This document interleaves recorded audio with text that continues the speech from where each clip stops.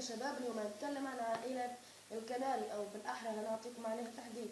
أوكي، التحديث الأول إنه الكنان زي ما تعرفوا كان قبل 3 أشهر من اليوم نزل في مرحلة غيار ريش، وبس يعني خرج من مرحلة غيار ريش ممكن يعني ينزل مرة ثانية.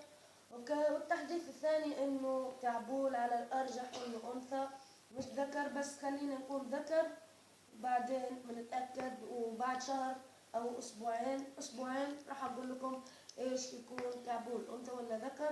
بس اذا كان كعبول انثى راح اسميه كعبولة.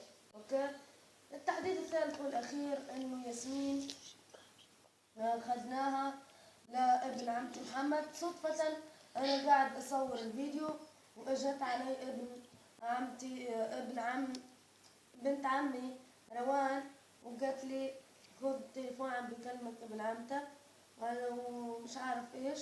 يلا خلينا نشوف الفيديو مع بعض. يلا، السلام عليكم يا شباب. اليوم هنتكلم عن ياسمين. زي ما محمد فما حد يكلم فيك. الو.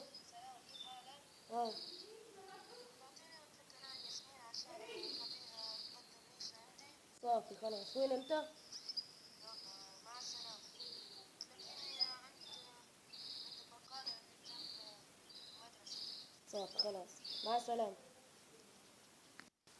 هاي ياسمين، خذيها لأنا. هاي عند البقالة جنب المدرسة، خذي. وداعا يا ياسمين، هنقابلك في سنة 2022 عشان زوجك هاي. اوكي، يلا مع السلامة يا ياسمين. إلى اللقاء يا ياسمين. هذا هو اللي حابين نعطيكم إياه.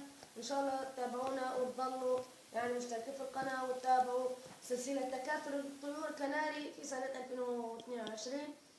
اوكي، زي ما شفتوا يعني ياسمين مش هتظهر معاكم من اليوم إلى سنة 2021 عفوا 2022.